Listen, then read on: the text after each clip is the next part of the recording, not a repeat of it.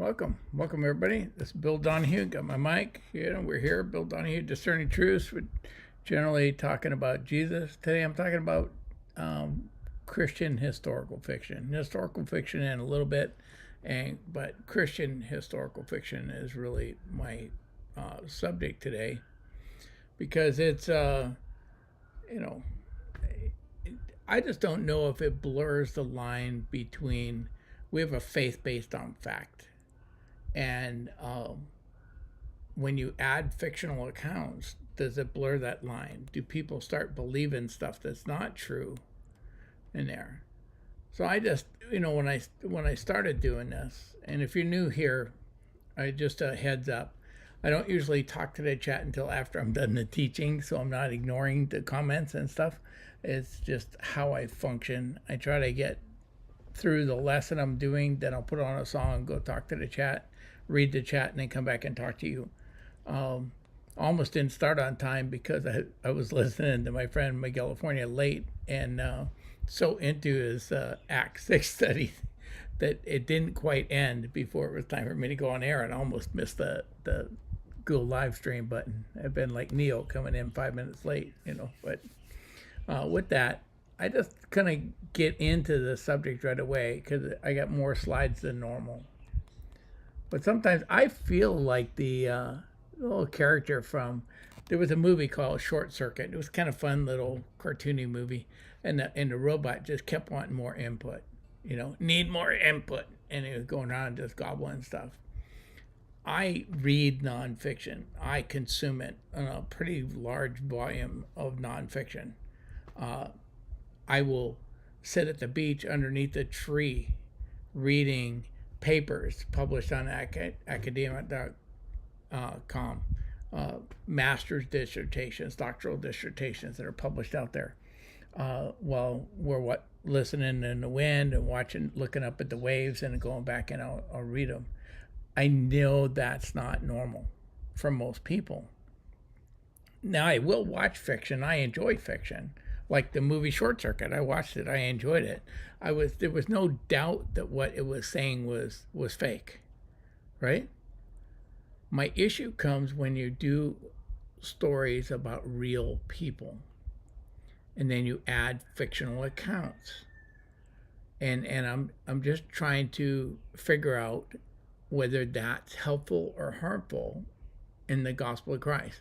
So whenever I look at stuff, I try to identify my own biases and compensate for them. So I know I have a bias generally against fiction in general, and what do you call it? So I don't want to let that bias affect the conclusion. I mean, I so much don't read fiction that there was a point where I was well into my adults, and I felt like I came across this list, and it said the 100 greatest works of fiction, and I hadn't read any of them, and I just felt like there was a hole in my my education. So I went out and bought the 100 greatest works of fiction and sat down and read through them, and I forced myself to read them. And forced is not too strong a word. I did end up enjoying a couple of the books, but most of it, it was laborious for me to do it. Other people read fiction and just love it. So I know I got that bias. I want to be conscious of that while we go through this. But I think there's a real question here, right? And to explain why I see this as a problem is we've all heard and read fictional stories about people and that become widely believed. And I'm going to give you 6 examples that we amp my point. Remember the story of George Washington as a boy? He chopped down his father's cherry tree, and when he got challenged on it, he had to admit he did it. He said, "I cannot tell a lie. I did chop down the cherry tree." Did anybody else get told that story? Mason Locke Weems made it up in an 1806 biography, The Life of Washington the Great. Completely fictional story. There's no historical, no contemporary records, so nothing of that. It looks like Mason Weems just fabricated that story. But it got repeated so often that I think a lot of people believe it. Believed it then, I mean, it was taught in my school as a morality story, you right? What about George Washington having wooden teeth? Anybody hear that? Think that's true, right? Now, he probably had false teeth, but they were made of ivory. There's no evidence that he was made of anything but ivory and gold leaf and human teeth and wood. There's nothing that support that he had wooden dentures. But that story goes around and people believe it. How about Einstein failed mathematics, right? How many people? Now, Ripley's, believe it or not, even put that out on one of their episodes that he failed mathematics. Again, not a single bit of historical fact behind that claim. But how many people believe it? Here's another one.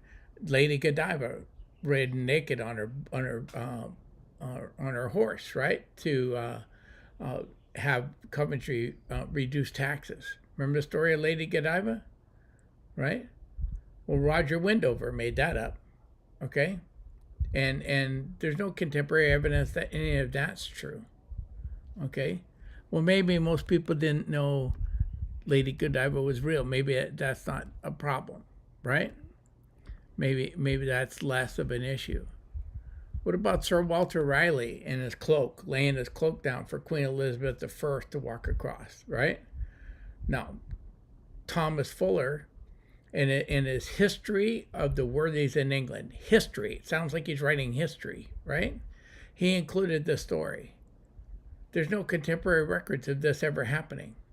It seems to be a legend illustrating chivalry, but it's been told so often. It was written as history, presented as history, and to do that, does that blur the lines?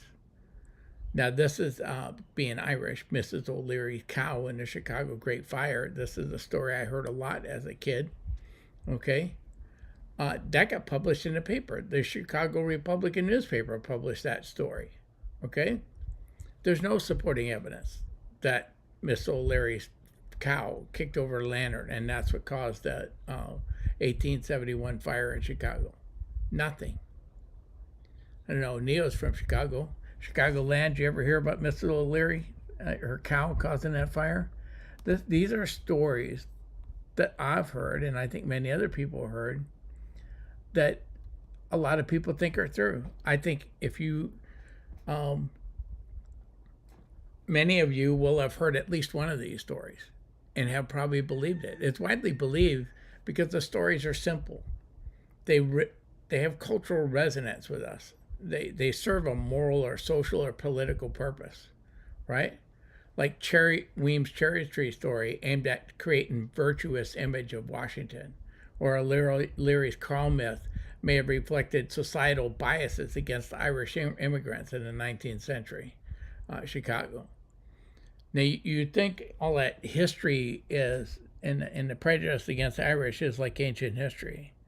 My father, when he was going into the workforce as a young man, saw signs in shops, the Irish or Catholics need not apply, okay, when they were job openings. This is not ancient history. It was my dad's generation. So 1871, there was a problem. There was a mass Irish immigration into this country. It was, not really welcomed, and there was a lot of pushback against it. So, hey, why not blame them for the Chicago fire? Nero blamed the Christians for the burning of Rome. You just throw out the same kind of stuff, right? But how many of these fictions get blurred into the actual life of a person to where the average person doesn't know what's fiction and what's true, right? And I'll give you another story I heard, and I can't remember where I heard it or read it, which is frustrating to me. My brain's getting old, and it's not remembering everything that I remember that I used to. But I had heard this story that a biographer for Alexander the Great wrote this biography for Alexander and read it to him on a boat. and Alexander discarded the biography and threatened to throw the author in the sea because he said, "You added so many fabricated fictional accounts to my life. They're not going to believe what I actually did." Now, like I said, I tried to research that because I was going to use that example here in the story. I can't even find where I originally heard it. But when I first heard it, I thought it was, likely true. That wasn't uncommon.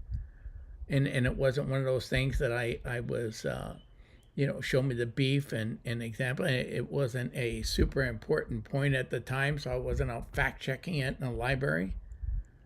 But it's just some of those things you hear. And you think, oh, that sounds about right. Right? So my question and my concern happens when you do a story about a real person and you add fictional accounts to that story. Does that blur the line for the consumer of that story, either a person watching a movie or reading a book, about what's real and what you imagined? And does it matter?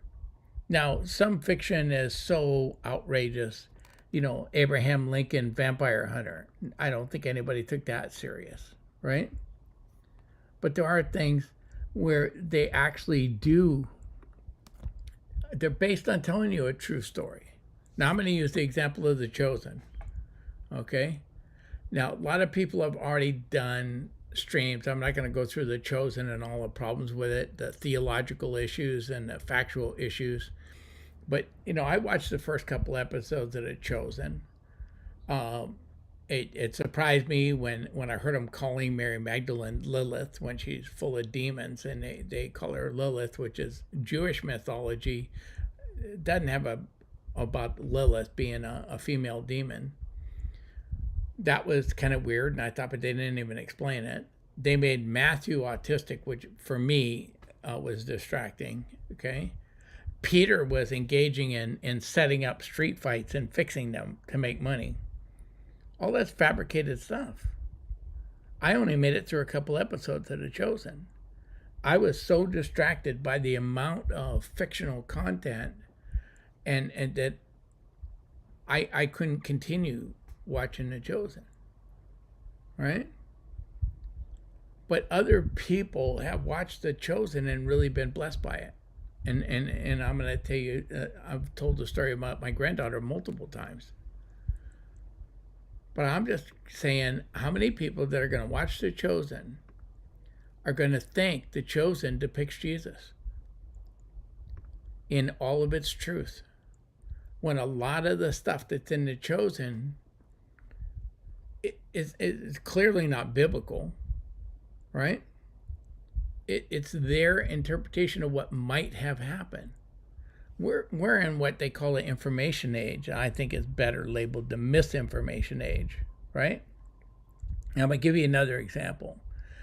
Today, with AI, even you and I, if we spend some time, can learn how to make videos that look very real. A lot of the people on the Dilly Meme team are like janitors and bus drivers, and they're regular people, musicians and stuff. They put out some videos. Now, they label their stuff Dilly Meme team. It's parody. It's political parody. It's art, right? If you're paying attention. They put out a meme in the last presidential election with Dr. Martin Luther King Jr. endorsing Donald Trump for president. It was great. But they identified it as political satire. But people cut the Dilly Meme team label off the back of it and shared it. And the left was melting down. Okay? Martin Luther King Jr. died in 1968. He was not endorsing President Trump in the last election. Anybody with half a brain should have known that. But the internet went completely off its rockers over that video, right? And you go, okay, if you can fake it, and these people are faking it for political satire, not to deceive you, but if they can do it and the average person can do it to deceive you, I mean, and you can be deceived by someone who's not intending to deceive you. What happens when somebody really is?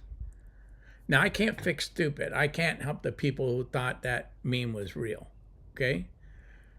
But there's a lot of videos, sometimes on your nightly news, sometimes on YouTube or Rumble or X, right? That appear very real. And they're intentionally false information. Okay? Now, what do you do with that?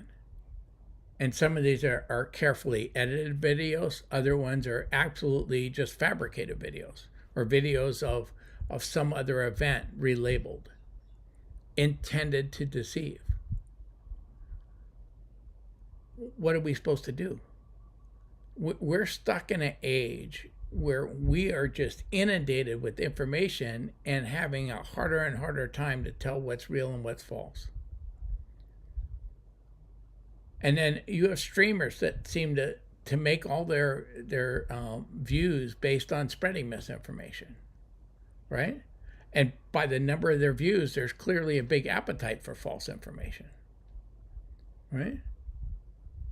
And then you have other people who tend to be guests on podcasts. They go on as guests and they're like experts and they pretend to be experts, right? Terrence Howard and the Billy Carsons and a whole bunch of other people. They go out and they pretend to be experts. And anyone that saw the podcast where the host, and I can't remember the host's name, he invited a Canadian apologist, up and coming apologist named Wesley Huff, to come on and engage Billy Carson over some of the stuff he was saying. It took Huss like 2 minutes to show Billy Carson knew nothing about what he was talking about. It's what happens when somebody that's really studied a subject encounters somebody who's pretending to be an expert. But for most of us, we're not experts in subjects. We're consumers of that information, right? Most of us didn't spend 50 years studying the facts about Christianity. So when people put out stuff about, let's say, Jesus, how do you know what's real, what's not? And I spend so much of my time fact-checking things I either hear or see on the internet that it's becoming onerous, the amount of time I'm having to do it. And my negative experience, right, with this, of having to spend an increasing amount of my time verifying and falsifying claims, feeds right into my disposition, my bias that I only want the facts. Right? I get that. But this brings us back to our original question about Christian historical fiction. Does adding fictional material about non-fictional stories, like the life, death, and resurrection of Jesus, cause people to believe things that are not true? Absolutely. Does it damage the credibility of the person who claims the person or events are real when elements of the story are demonstrably fiction? Possibly. I think it does. Some people might not think it hurts their credibility. Do these fictions create doubt about the factual elements of the story when a person telling the story has shown a willingness to add fabricated elements? I think so. So I was pretty set in my ways that Christian historical fiction was a problem. Absolutely a problem. And I think I kind of defending it to a way to where I'm doing it. And I've always thought fictionalized history of any kind as problematic, right? Because the reader or viewer or the interested in truth has to then take that material and try to figure out what's real and what's fake. But the problem with the internet is now someone puts out fake information. It can be repeated 2, 3, 5, or 100 times in 5 minutes. And if you're watching the same people and they're all watching each other and they feed off each other and they repeat the same thing and you hear the same thing, 2, 3, 5, 20 times, it just confirms to you it must be true. I got 20 different sources. No, you got one source being repeated 20 times, and that source is not credible. right? So when it comes to Christianity, I can see critics pointing to the amount of fictionalized history that gets passed around in the Christian community as truth, and using that, our acceptance of that those fictions as an excuse to dismiss the facts surrounding the birth, the life, the death, and the resurrection of Jesus. Going, well, you believe all this other stuff that we can prove is false. Why would I believe you about Jesus? That's my concern. And this is not hypothetical. I've seen critics do this, throw stuff back in our face. Okay. Now, 100 years ago, even 50, 75 years ago, it was still pretty much a debate whether Jesus was even a historical person. The scholarly consensus has pretty much killed that. I don't know any person that is studying in that field, be they Christian or non-Christian, that still disputes that Jesus was a historical person. That's pretty much accepted. But the reason they got there is because Christians believed all kinds of other stuff that's not true, right? Now, I've spent the last 50 plus years studying the Bible and reading everything I could on theology and philosophy, history, with a little science. I got some interest in science. And when I was first examining the claims of Christianity, trying to disprove them in college, because I was trying to live my life without the guilt I was feeling. And I spent so many hours in research libraries reading books on the subject, and that I neglected other aspects of my life, including my own family. But I felt the question Jesus asked, "Whom do you say that I am?" was important enough that I didn't want to get it wrong. Because if this wasn't true, I could live my life any way I wanted. And if it was true, I might have to answer for God. Maybe he had expectations for me. It was an important question. But I spent way too many hours researching that stuff. And I probably still do spend an inordinate amount of time. Anybody that knows me knows that I spend a lot of time reading and researching. But when you put out historical Christian, you blur that line. And I don't have the time to research everything, nor do I think any of you do, right? So what happens is I have to take people that show a propensity to sharing misinformation and dismiss everything they say and just say that's not a credible source. And when I hear Christians spread debunked rumors, like they found Noah's Ark on the Mount Ararat, or the Ark of the Covenant, or the Pharaoh's chariot's wheels and the land bridge underneath the Red Sea, all of this has been debunked multiple times. That gets spread by Christians on a daily basis. It's in my Instagram feed. It's all over the place. And, an hour's worth of research, you can prove none of this is true. But we do this. The other side of this problem is when apologists overstate the substantial evidence we have for Christian belief and the reliability of the Bible, right? They'll say things like there's more evidence that Jesus rose from the dead than Julius Caesar ever lived. It's spinning the data. It's overstating the thing. The truth is sufficient. I don't want to. Why diminish it by adding to it? Either by overstating it or adding fabricated claims. This is my concern. And like I said, but I'm starting with a bias, and I'm trying to be fair, and I'll get to being fair in a minute. But right now, I'm just making my case. If a Christian today decided to fact check all the claims that are made about Christianity in the Bible, they would need to dwarf the number of hours that I've spent in research. And like I said, anybody who knows me knows I've already spent a ton of it doing it.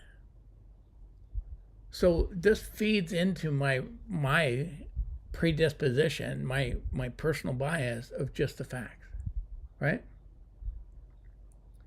As for the rest of the nonsensical and fabricated claims that seem to thrive on the internet, we have no other choice than to be ever vigilant in our questioning, always being skeptical, always saying, "Where's the beef?" Trying to, where's your verifiable evidence backing up this claim?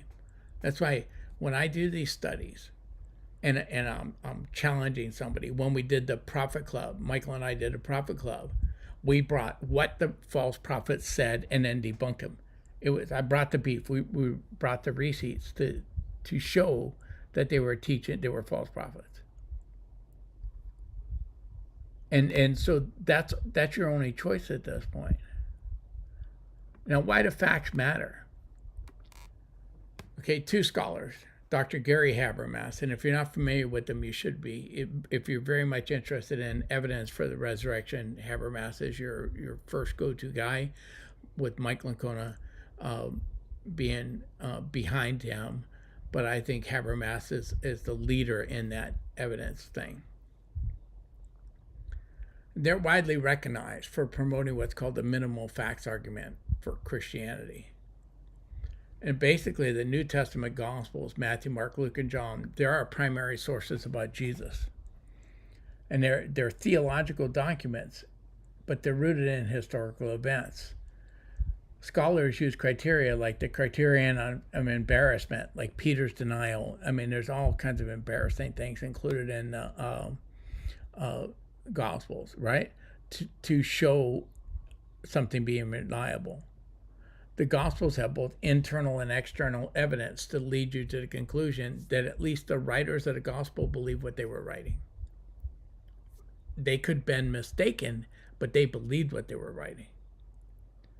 And there's no consensus among historians about the historicity of miracles or the belief in the resurrection.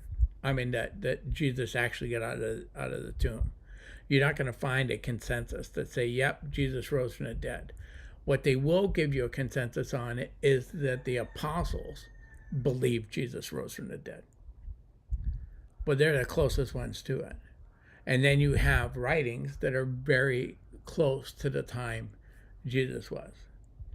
And what happens is, like in 1 Corinthians 15, 3-8, Paul gives you the earliest Christian creed that we know of.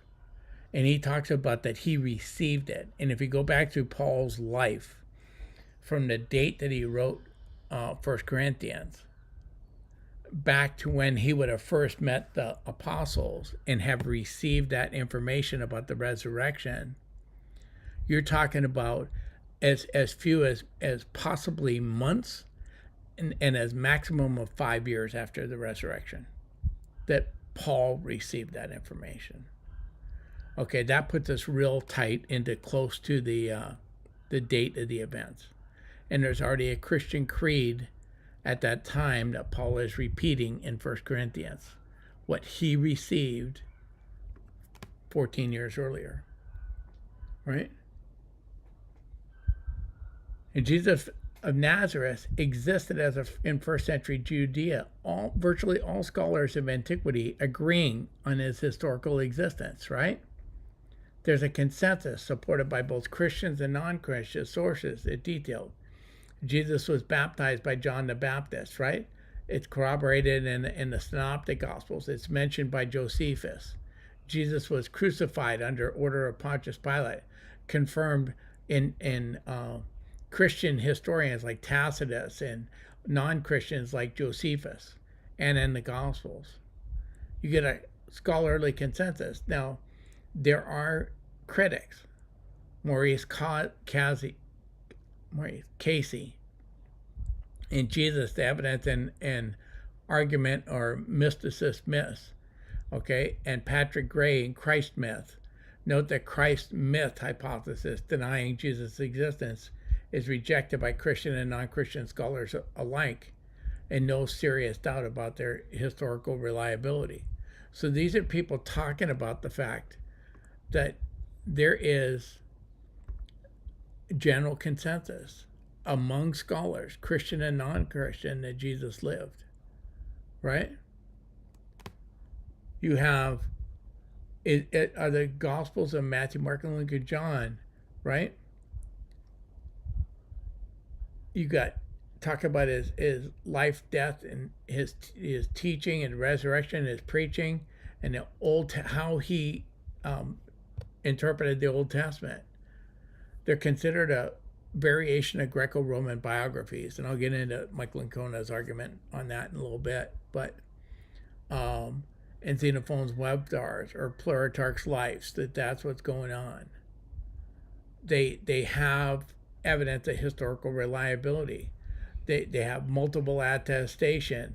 They have historical congruency. They have Aramaic roots. Okay, Aramean. My tongue is twisted. When you're basically using Aramaic sayings in a Greek text. Okay, when you know Aramaic is the natural tongue of somebody, and if you know people that are bilingual, especially like they're speaking to you in English, but Spanish was their first language, or something else was their first language, you will get a idiom used in that original language will come out in English, and it's funny. It's unique to them. My mother-in-law's first language was Spanish, and she would speak to you in English, and then there'd be a Spanish idiom in the middle of the sentence, and we find those in the Gospels, right?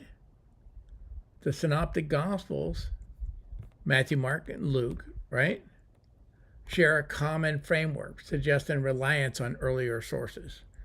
Okay, now this is the idea. Did they have something to work from? Was somebody writing down the sayings of Jesus? Did they all work off of the same thing? This is speculative, but they either work from each other or off of a common source, right, for some of their thing. Now, there are people that have opposing views. Bart Ehrman was an up-and-coming Christian scholar, now atheist, right?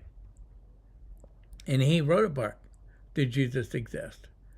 And he argues that the Gospels were written 40 or more years after the death of Jesus. That I don't think is possibly true.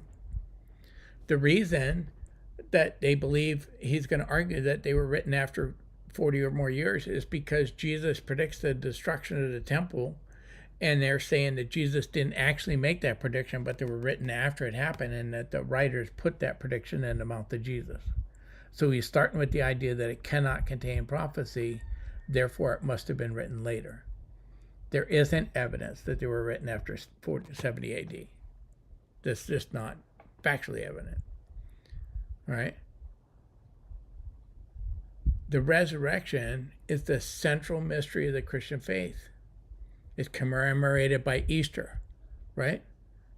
As a historical event, a miraculous event, which is debated among scholars. There's no consensus among the study, avoiding it, citing it as a matter of faith and theology rather than history, like Marcus Barkmule. No scholarly silence on the resurrection. Just because scholars don't want to admit the resurrection happened doesn't mean it didn't happen. What we got them to admit, what they have acknowledged, is that the apostles believed it.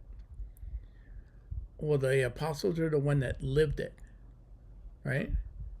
You have historical attestation, Paul's evidence. Paul was a critic against it, became a advocate for it. You have him with his creed in 1 Corinthians. You have the gospel narratives that agree, right? You have archaeological support, okay? One of the things, like the earthquake that supposedly happened at the time Jesus was hanging on the thing, they've done geological studies, and the problem with dating geology is you're getting a year range, but they picked 31 AD plus or minus 5 years. So sometime between 27 AD or 26 AD and 36 AD, there was an earthquake of the size and in the location described in the Gospels. Well, that could fit right on the date of the resurrection. you know. So this is what you're looking for when you're trying to prove something. And they use these facts, these well attested to facts by all scholars to do this. Now, people like Bart Ehrman and John Mayer, okay, argue that historians cannot affirm miracles like the resurrection due to the methodological limitations, and empirical evidence cannot access divine intervention. And here's where the logic goes out the window.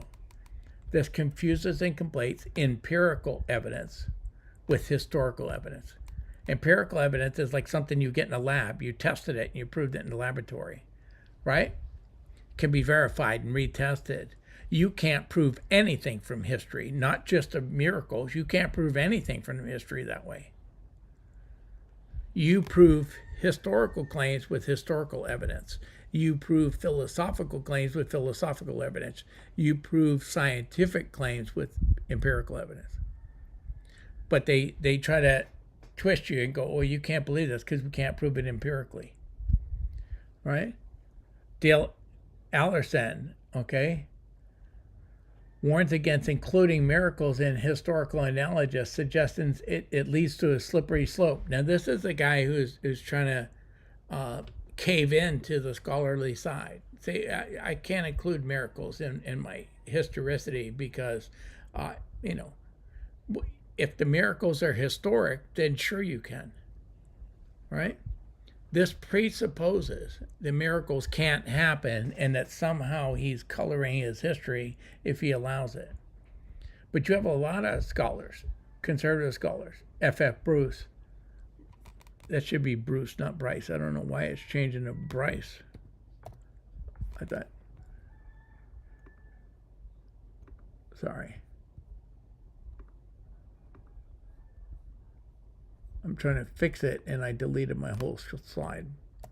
F.F. Bruce, Gary Habermas, Mike Licona, William Lane Craig, Craig Kinnear, Darrell Bach, N.T. Wright, Richard Bachman, and hundreds of more people that have written on this are looking for the historical evidence, on a variety of lines of evidence, including but not limited to the empty tomb, the post-mortem appearances, the origin of the disciples' belief, using inference as the best explanation as to why people that couldn't stay awake with Jesus just days before could then stand out and say, when the Jews are threatening them, telling them they got to stop preaching, that they say, am I to obey man or God? I'm going to obey God. And they stand and pray. And that many of them go to their death for preaching something. Lies change people, not for the better. These men were all changed for the better. The rapid growth of Christianity within the first 100 years, despite the crucifixion being a shameful execution and the disciples' willingness to face persecution. James, Peter, Paul are all executed for their faith, right? All that suggests that something, possibly the resurrection, occurred. The evidence and the belief of the resurrection, something changed them. They say it was the resurrection. These other people put no other option forward that makes any sense.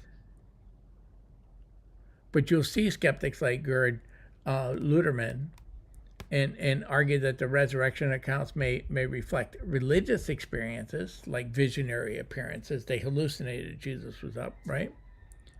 Rather than historical facts. And he tries to attribute them to psychological or theological interpretations because he's got to admit that they believed it. So he's trying to explain their belief by, well, they dreamed it. They hallucinated it. All of that stuff. We have to be able to distinguish between fictional histories like George Washington and a cherry tree and the truth of Jesus. The accounts of Jesus are supported by primary sources, secondary accounts, friendly witnesses, hostile witnesses, archaeological evidence, such as the ossuary of Caiaphas and the pool of Siloam being discovered, distinguishing them from purely fictional narratives. Many of the aspects of his life, death, and claimed resurrection are corroborated in accounts that are either hostile to or indifferent to Christianity. Roman accounts, Jewish accounts. They're not there trying to prove Christianity, but they corroborate a lot of the stuff. Do we have that with George Washington and the cherry tree? No, none of it. But that's distinguishing between absolute falsehood and absolute truth. My concern is because Christian historical fiction mixes a lot of truth with some stuff that's fiction, right? And I think my concern remains valid, as demonstrated by these examples, right? Of like the cherry tree and or Albert Einstein failing math, right?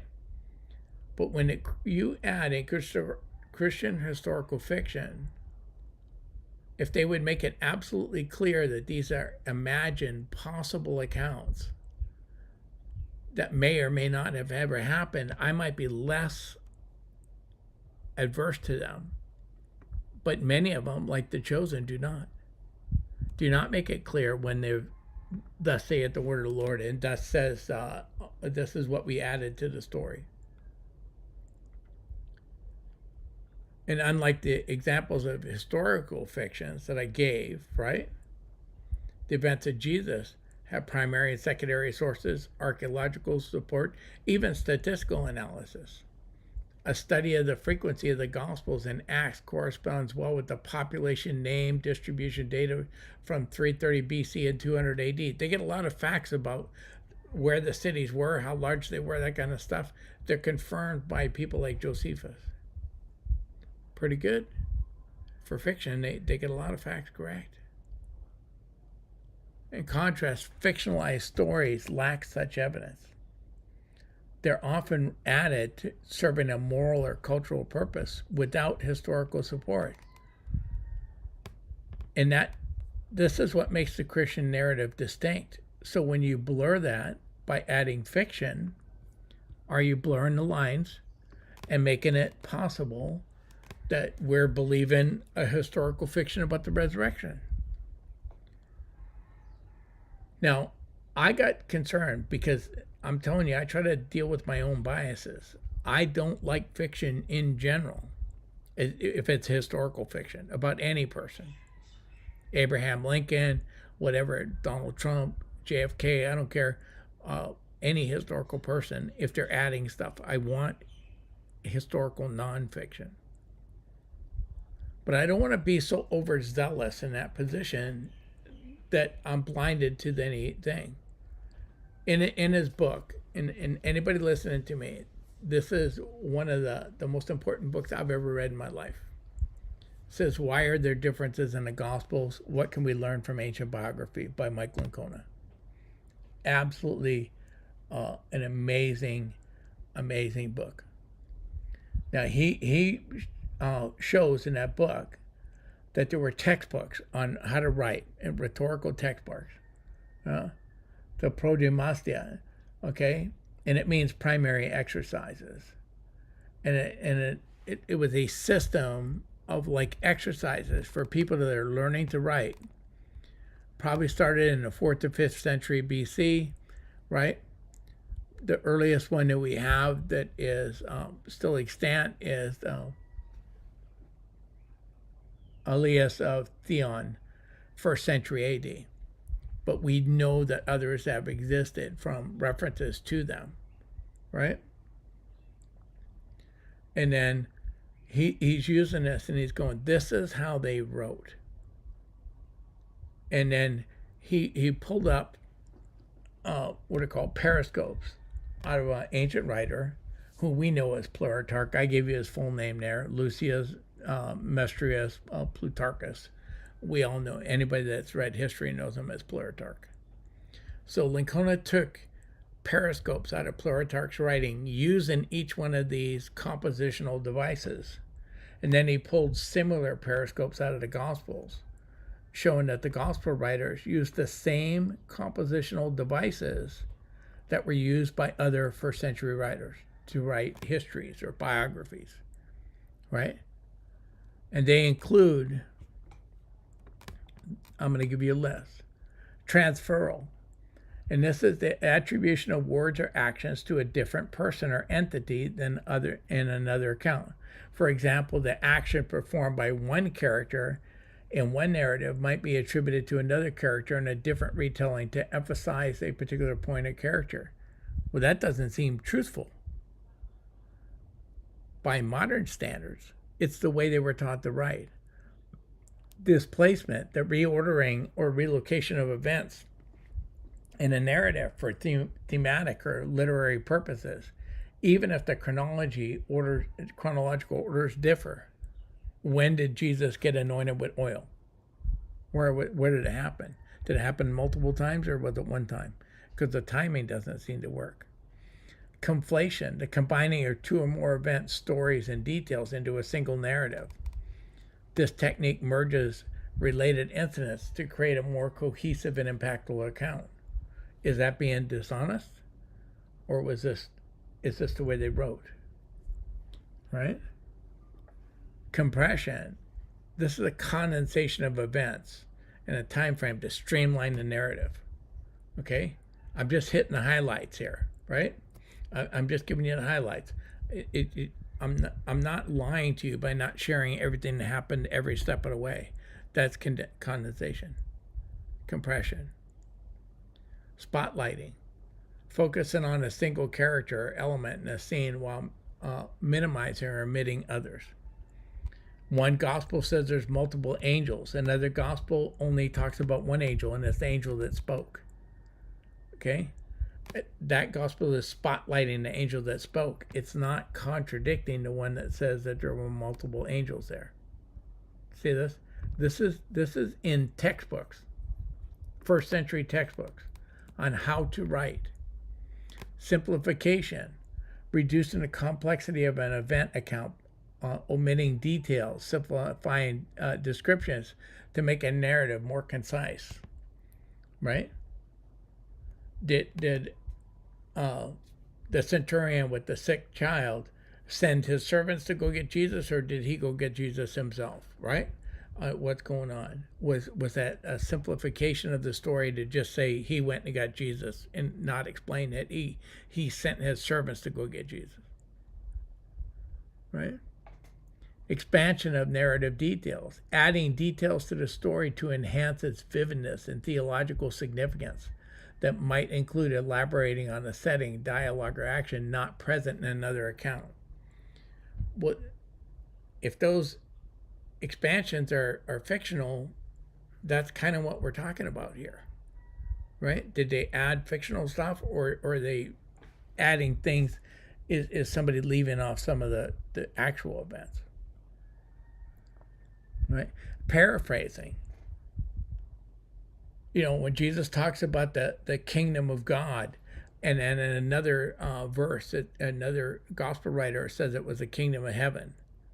Did Matthew change the language, the kingdom of God, because that would have resounded better with his Jewish audience? Is that paraphrasing not being factual? Or is that paraphrasing writing a biography exactly the way they were taught to write biographies in the first century? So while I read this and my head just exploded. I thought, oh my God, most of my Bible difficulties just vanish. A lot of the ones that I wrestled with for decades disappear when you let the biblical writers write in the style that they were taught to write in the first century. They just disappear. There's still Bible difficulties, don't get me wrong, but a lot of them disappeared. It was phenomenal.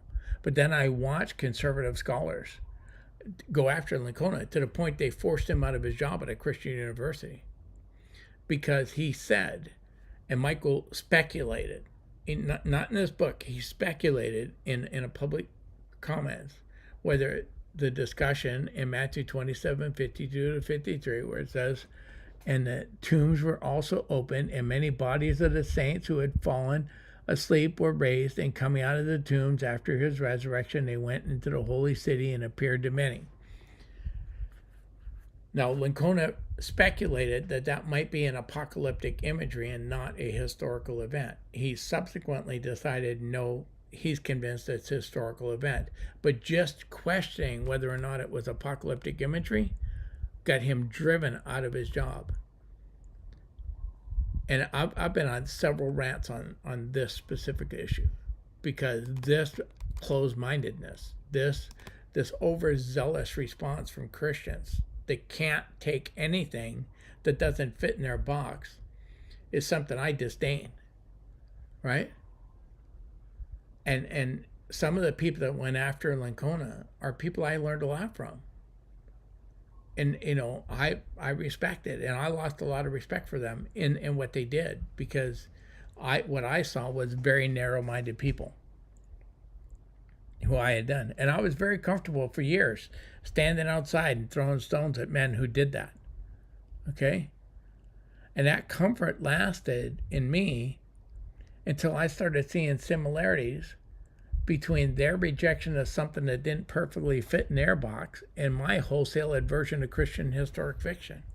I'm going, am I rejecting Christian historic fiction because it doesn't fit my preference? Does it not in there, my personal choice? Is that making me adverse to it? And their unwillingness to consider the proposition that the Bible uses a greater number of compositional devices than they were comfortable with, right? And seems similar to my saying, no, just stick to the facts. I want only the facts. I don't want any historical fiction at all. And I don't like that similarity. Anything that makes me seem closed-minded and stuff is, I want to rethink that. I never want my preference for nonfiction to lead me to be closed-minded against Christian historic fiction, and as closed-minded as these scholars were, right? But I still need to resolve the question: if I admit that Christian historic fiction has a legitimate place in the life of a Christian, how do we maintain clear lines between the facts of the faith, the facts of the faith, the life, death, and resurrection of Jesus, and the fictions they add? How do we keep that separate? And that's something I still struggle with today, here and now, in this stream. Clearly, fictionalized history can complicate separating facts from fiction. The events surrounding Jesus' birth, life, his death, his resurrection, they're supported by historical evidence and are not merely fictionalized stories. But how do we embrace fictional accounts without clouding the truth of these factual claims? And more importantly, how do we defend against claims by critics that the Gospels themselves are examples of Christian historical fiction? See, because once you accept Christian historical fiction, there's somebody's going to go, well, that's what the resurrection accounts were, right? The truth's got to be preserved that Jesus in Nazareth was a real historical person in the first century Judea. Virtually all scholars who have studied history agree on his existence. Numerous key events surrounding Jesus are almost universally accepted as historical, supported by Christian and non-Christian sources like Tacitus, Josephus, and a whole list of others. Among modern historians who have looked into the question, there's a general acceptance that Jesus lived, was baptized by John, crucified under Pilate, died, and was preached, raised from the dead within weeks or months of that claimed event. Right? We're saying it was within days, but they're saying we can get within weeks or months, and we'll agree. Possibly days, but we're very shortly after. Right? You have they also accept the claim that the tomb was empty. They try to offer explanations for how it got empty. That the apostles stole a body, different stuff, but that would make the apostles liars, and that tripped them up when they say the apostles believe what they saw. So they have trouble with the empty tomb, but they agree it was empty. They have people who were formerly hostile to Christianity, like the brothers of Jesus, none of whom believed Jesus was the Messiah, and Paul, who became prominent supporters of Christianity. All those evidences, even the skeptics agree they're true. Right? But here's where things got tricky for me. Over the last 6 to 9 months, I've been reading a lot of stuff on Substack. Okay? And many of the articles I read over there are on subjects related to Jesus and Christianity. Okay, also crypto, but mostly there. Most of the writers I follow write on factual and philosophical questions. Those are my favorite writers. But I've also seen writers, and there's a lot of them over there, that write fiction, Christian fiction. One of the more prolific one is a pastor named Rich Bitterman. His stories are similar to like anecdotal stories you might hear a pastor teach at on a church. But I was always distracted in church by those anecdotal stories. I felt like Joe Friday from Dragnet, and I put a picture up there for those of you not old enough for Dragnet. But he always used to say, "Just the facts, ma'am," and that rings true with me. That's what I want. And when pastors would add anecdotal stories, I felt like the person I wanted to yell from the pews, "Just stick to the facts and get back to the Bible," right? The other writer goes by the handle Eco, E-K-O, or Eco Loves You. And this man's art and his writing style both have intrigued me. He started out writing on politics, a lot on politics, very much connected to Elon and that kind of stuff. But his artistic ability and his ability to write are talents I only dream of having. And then he also, what intrigues me is he spots patterns in things. And I'm very much pattern spotter. And that's kind of, my mind works that way, right? My oldest daughter is like that. You can turn a puzzle upside down with no picture. My oldest daughter can put it together. She spots the pattern. And this is something that happens. Now, I haven't talked to Eco about this, but I would bet you he's autistic, that he's on the spectrum somewhere, okay? There's just certain things, certain patterns that you will recognize in people who are neurodivergent. And a lot of it has to do with their recognition of patterns and stuff. So that makes me suspect he is. And maybe I feel an affinity for him because whether it's real or not, I see that similarity, that commonality. And I go, okay, it's a brother in arms here, right? So I don't know that he is, but I feel comfortable. If there was an opportunity to place a bet, I think I'd win that he's there, right? But he started writing Christian historical fiction about Jesus as a young child. And, his subscriptions went into the toilet. I mean, from having one of the biggest subscription accounts on Substack to a nominal subscription level. Because now people aren't saying why they're turning off their subscription, but I think it's not a wild speculation to say they're voting with their subscriptions against his subject matter. Now, is it just because he's no longer writing on politics that they stopped subscribing, or are they really not liking the fact that he's fictionalizing the life of Jesus, right? So, in his books, he not only doesn't say they're real, he's pretty clear that they are fiction, that they're what might have happened. And I appreciate that attempt to at least say, hey, these are fictional stories. And they're written as children's stories, so that I'm not the audience they're intended for. They're written as children's stories, but I've read a couple of them. And what I find fascinating is they're like children's books that also have deeper meanings that only the most perceptive adult is going to catch.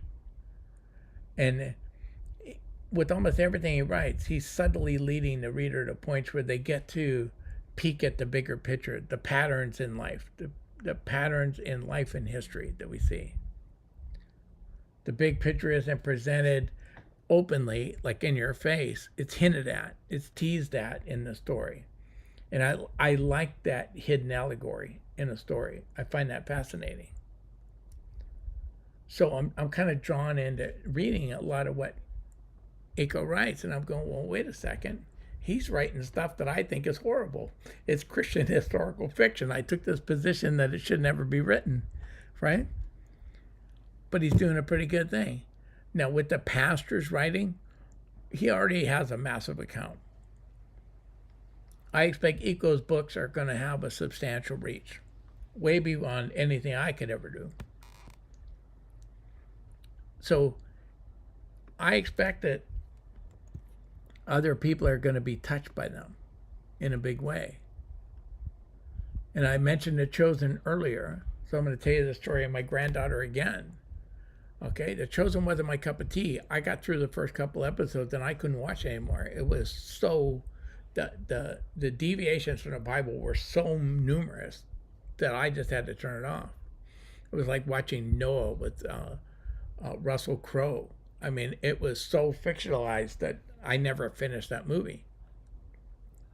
But my 12-year-old granddaughter watched the first season of The Chosen, and it prompted her to ask her mom to get her a Bible. She got her children's Bible, which she read cover to cover, and then got a teen's Bible and read it cover to cover. You know, she's graduating. She very much, not only did that Chosen inspire her to go learn more about Jesus, not only is my granddaughter living her faith, she is actively influencing her entire family on their faith. Well, that's not a bad thing.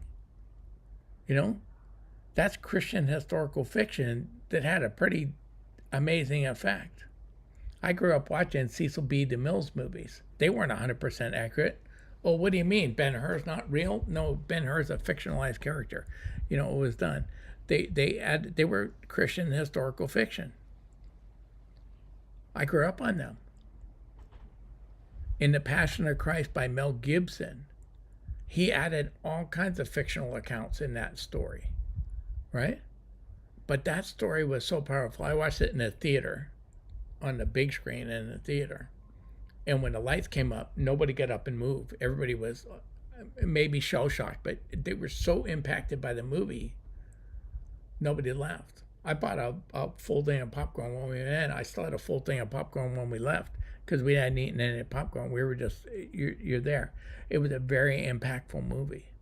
It's less so, in my opinion, on the TV, but in the movie theater, it was profound. But Mel Gibson had included a lot of fictional parts in his story.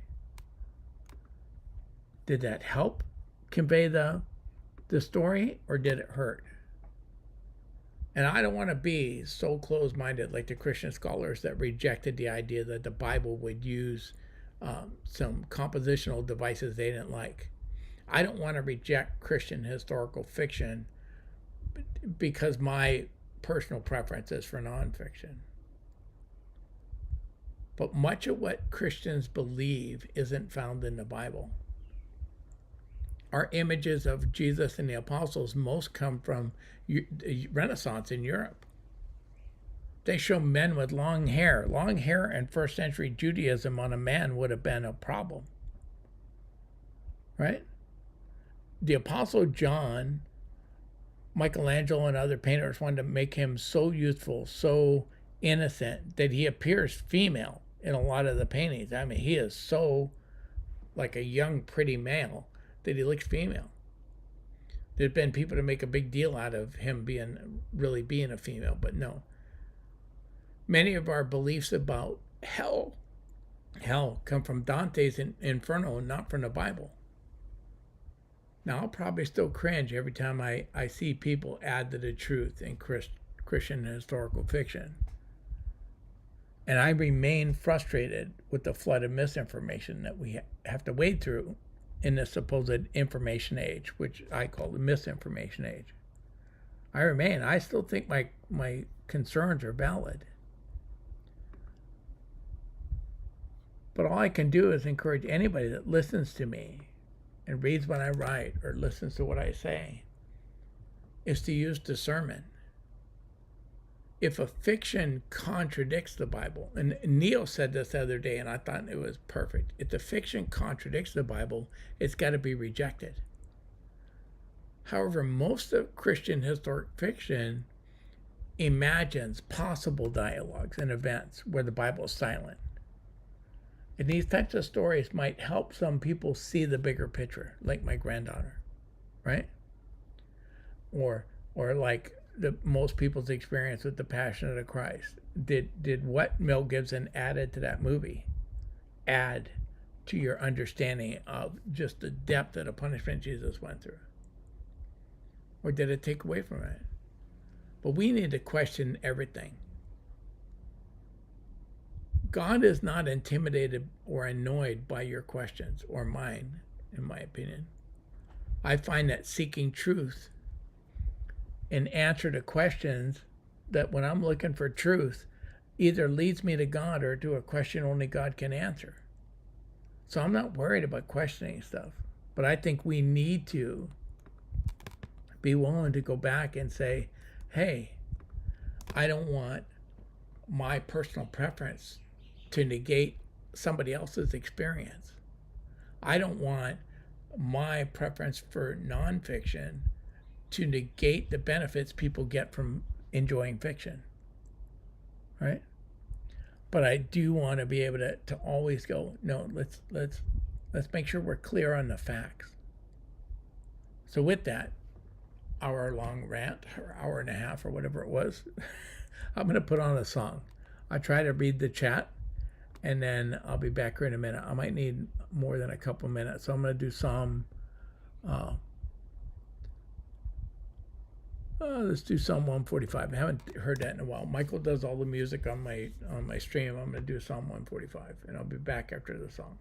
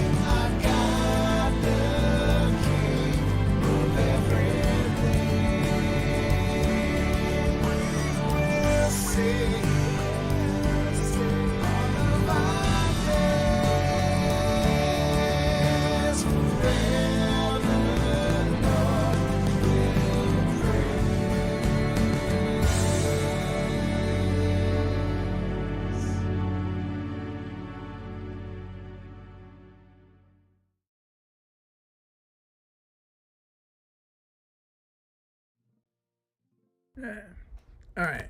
So singing pretty, I don't play that song as often. There's Michael's got a ton of songs, right? And I end up playing the same 3 or 4 pretty regularly. I'm a creature of habit, but yeah, I like all his music, and sometimes I just, you know, if you don't listen to one for a while and you go, oh, that was really good, and I think that's one of my favorites, and then you got to keep changing your favorite list. But I'm glad he's here. So yeah, I understand that Chosen does say that it is not strictly on Scripture. My issue that I have with it is they don't tell you what parts are Scripture and what's not, and that's not exactly clear. And my concern is that people are going to believe things about Jesus that aren't true.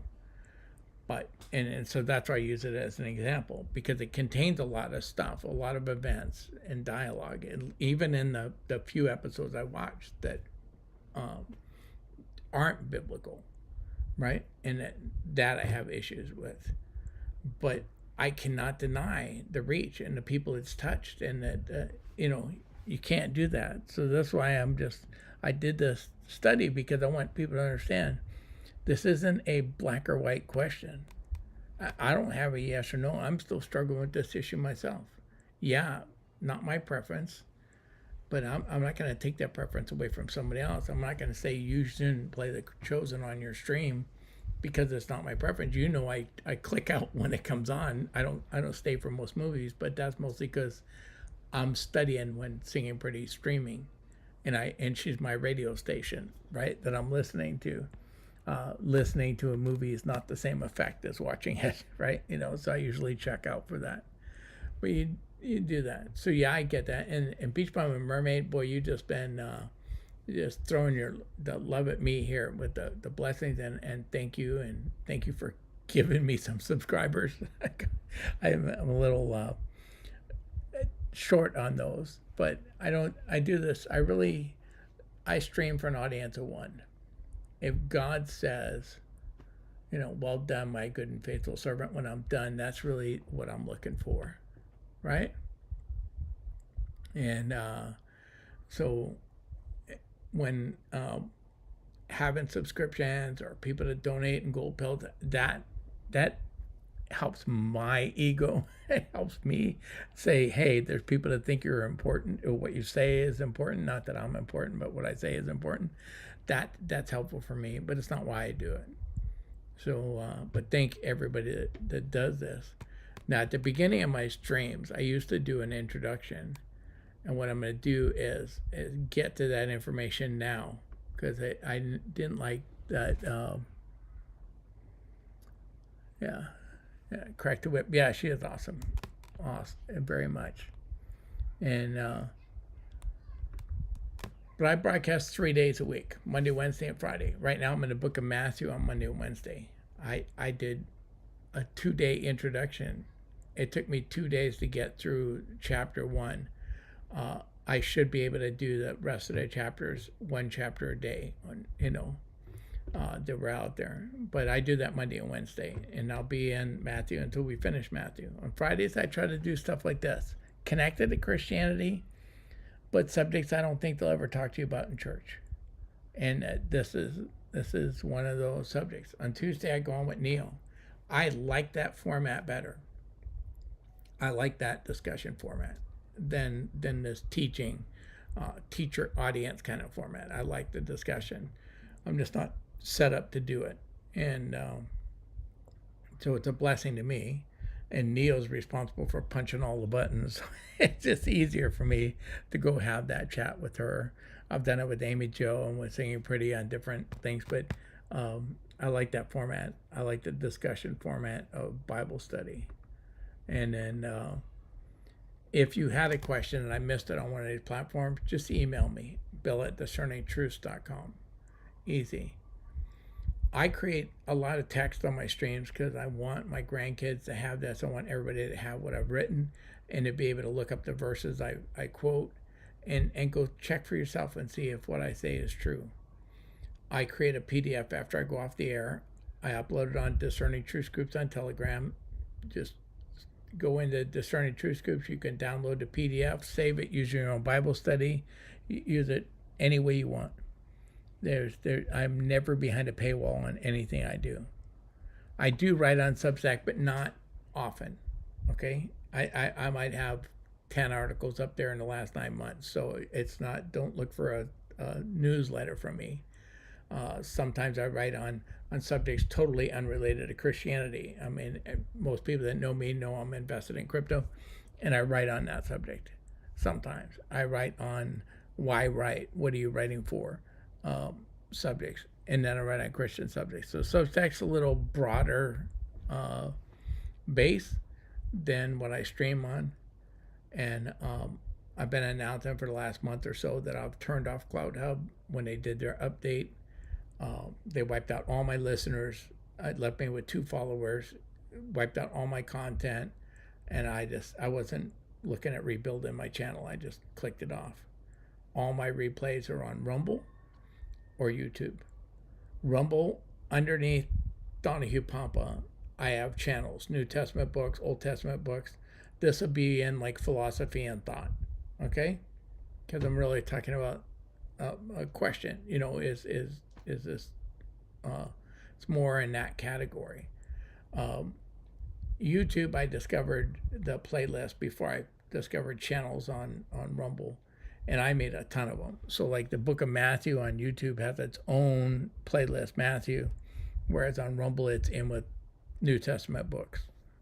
Just I didn't want 60, 70 channels underneath Donahue Papa, because Rumble makes you go in and like each individual channel, where YouTube, if you like Discerning Truth 534, you like all the playlists.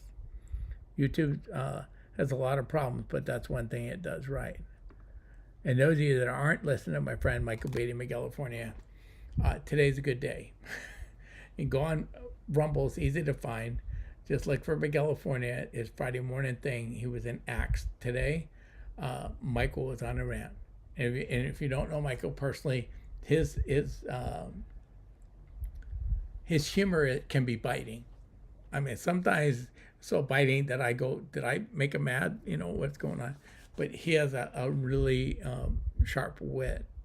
And today's study really had my attention to the point I almost forgot to hit play and go on my own stream because I was listening to the replay. But he teaches 6 days a week.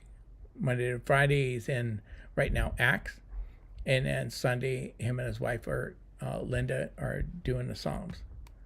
And then I've always kept the Prophet Club up there out of the hope that Michael and I will do more Prophet Club episodes. It's only been like 3 years, 3 years. I kept going. One's coming. For sure it'll be here. Be here by November. For sure by Christmas. January, no doubt. It's only July, right? We may or may not be able to get there. And both Rumble and YouTube, Rumble has a channel and YouTube has a playlist called Start Here. If you're new here, that's really where you want to start. It'll give you some background of where I come from, how I think, what I'm trying to do, where my position is on Scripture. It really is helpful. And,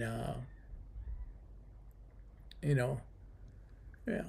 So you can always contact me, and I appreciate it. So with that, I'm going to get out of here for today, and God willing, I'll be back on Monday. Enjoy your weekend, and thank you all for being in there, and thanks for keeping my chat busy. And that was pretty cool to see the chat jumping. Sometimes I go up there and there's 3 comments, so I appreciate that. With that, I'm out. God bless you.